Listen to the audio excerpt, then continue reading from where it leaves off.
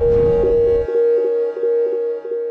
know what I like about this episode, which I know many probably won't care too much about? I love the introduction of Charybdis. I believe that's how you say it, but basically, this creature that was introduced in this episode to be a very critical plot point to the Demon Lords, it is actually a mythological beast from Greek mythology. And it actually was on the opposite side of like a river channel from Scylla. Now, most likely, most of you have no idea what this is, but basically, I love mythology. I love Greek mythology and different things like that, and I've always been a big fan of stuff like this, like little names and stuff used for mythology in shows, and seeing Charybdis added into this series that is technically like the opposite version of Scylla on the other side, like a sea monster, I appreciate that. I don't know if this creature will have similar abilities to what has been stated by Charybdis in, like, its mythology, but I do appreciate just the mythological nods, especially to a creature that isn't really well known, so to say. But okay, anyways, let's get into this episode. Milim, she legit was in a middle school outfit, really fitting the overall theme and childlike demeanor, and she is just so freaking adorable. Like, how she interacted with Rimuru in this episode, and when she protected Rimuru's subordinate, and she was talking and smiling like, I did a good job, like, she was just smiling and all that, and Rimuru's just like, she wants to be complimented. Like, he instantly read her in that moment. He's like, she wants to be complimented, she wants to be probably head patted and all that. I'm like, come on, Rimuru, do it. You know, give her a head pat and all that. She deserves that. I mean, she's, you know, protecting your country. Even if you didn't want her to start up a fuss or whatever, you did have someone protect your country, so she does need rewarded. And just seeing how, in a way, he was able to realize what she wanted, but he still took away her food, there's a lot of meaning to that moment, which I'm going to get into right now. See, the reason why Rimuru wasn't actually praising Milim's, you know, demeanor and how she treated the guest that was coming into the country was because it's kind of like this. In real life, if you see an individual, let's say you had a child or whatever, or, you know, a cousin, and you see them do something that's kind of mean, like they yell at someone and they pick on them or whatever, but they point something out because the reason why they're doing it is because the person technically deserved it.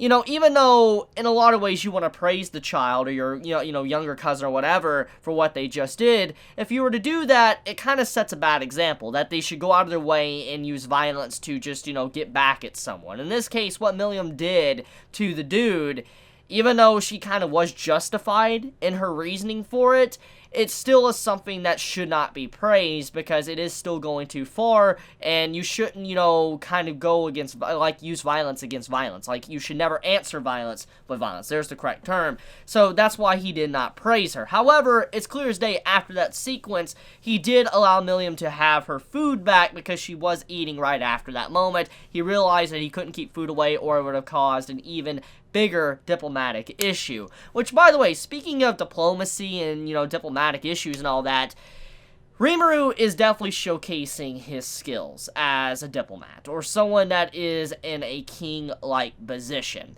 See, it's very surprising, probably, for many, even myself, when I saw this for the first time in the manga, that Rimuru, as an individual, he really knows his stuff. He may not be combat-orientated, like, even though he's really powerful, he has a lot of skills and all that, and definitely one of the strongest beings in the entirety of the country. You know, the point stands is that he is not kind of like that. He's not like an action-heavy dude, but he knows a lot about politics and how to handle people, and, you know, being an engineer and all of that, he shows his skill. I mean, especially with the way his entire town or his country is forming and coming along, his civilization is growing. Rimuru is definitely not ignorant in these different areas. And seeing how he was able to communicate with one of the Demon Lord's, like, diplomats to come in and just see and, like, look at what Rimuru is capable of, it speaks a lot about his character. You know, he wasn't resorting to violence, he wasn't trying to be really rude, he was just saying, like, dude, you realize you being mean like you are, doing the evil things you're doing in my country, is not a good way for us to have relationships with your fellow Demon Lord. If your Demon Lord does want to have a relationship with us, then he needs to come himself. You know, he needs to come here, communicate with us in person, because your actions are not really speaking a lot for your faction. And that's very similar to what happened with the Lizardman faction. Remember when the chieftain's son came in and just introduced himself, and, he was making fun of Rimuru, putting Rimuru down, saying there was no way he could be the leader. It really put, Rimuru on the spot, and it showed that, once again, depending on the diplomat you send, could really determine if, they're willing to make an alliance with you. In this case, Rimuru obviously doesn't want to make an alliance with a group that really doesn't show proper respect. By the way, I do like those little elements that, Reincarnated as a Slime adds in.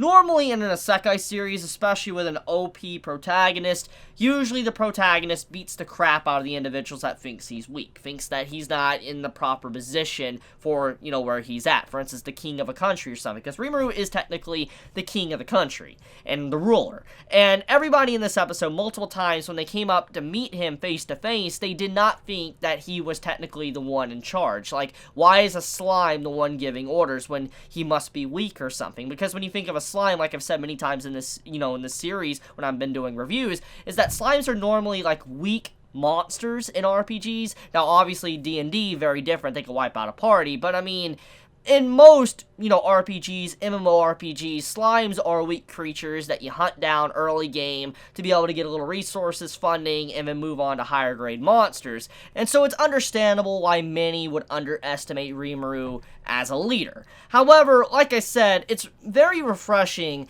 that Rimuru is not having to go out of his way and prove his strength with just sheer power by beating the crap out of them. The reason why many start to respect him and realize that he is the leader of, the forest and all that is because everybody looks up to him and they agree with him, and how people are constantly allying themselves with him. For instance, when you look at Milim and how she's playing a big central part in these past 2 episodes, and when she enters the room, people are like, whoa, for her to be here, call Rimuru her bestie, and also just willing to, be here in this country and just hang out without causing problems, speaks a lot about Rimuru as a character and as a leader of the country. And then also seeing how the Dwarven Kingdom, the Dwarf King, was willing to make an alliance with the country, it also speaks a lot about Rimuru and how he as an individual is someone worthy of his position, at least for a diplomat reason. So it's great to see that little element to the story, that Rimuru isn't having to beat the crap out of them to get them to fall in line to understand his power. Because if this would have been Overlord,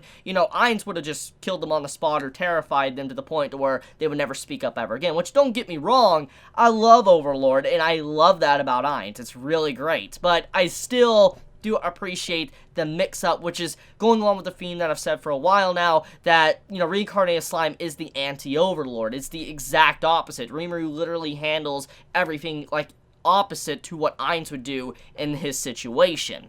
So anyways, let's get into Milim for a second. So Milim as a character, as we know, the last episode, it introduced her. She's a very wacky, unique character. A lot of fan service, obviously. There wasn't as much in this episode. It was very toned down, by the way, which I think some will probably be happy about. But Milim as a character, she is a very big, important piece to this episode. It's clear as day that she isn't necessarily a good person, because we do get some details out of her, at least from the Demon Lords and her herself, that she is someone that was willing to allow the Orc Lord, the Disaster, to come in and form a new Demon Lord, which means that she was willing to sacrifice a bunch of species and races to be able to have a plaything puppet-like Demon Lord, which was going to be the Orc Lord. And so Milim caused, in some ways, she is the cause for all the events that happened in the last arc. Even though she isn't obviously as evil as probably other Demon Lords, she still was willing to allow that to happen. So she is not entirely innocent. She is still partially to blame for the reason why the Ogres' entire homeland got wiped out. And why, the Lizardman was, in a situation like they were, the Orcs were in the situation like they were. She is kind of responsible, or all the Demon Lords are responsible, so there is a lot of, events going on behind the scenes that need to be taken for account. Now, by the way, Rimuru is able to manipulate Milim in this episode, which raises a lot of questions about the situation going forward.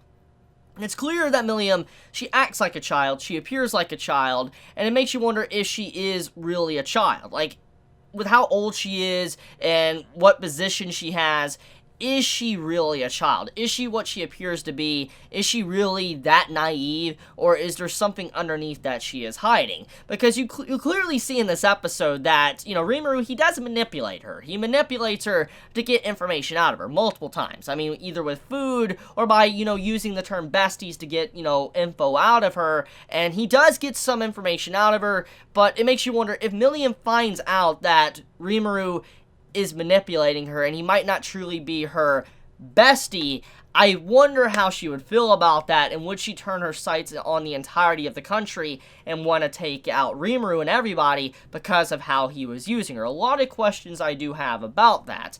Now, anyways, let's talk about the progression of the town and what's going to be happening from this point forward, probably behind the scenes.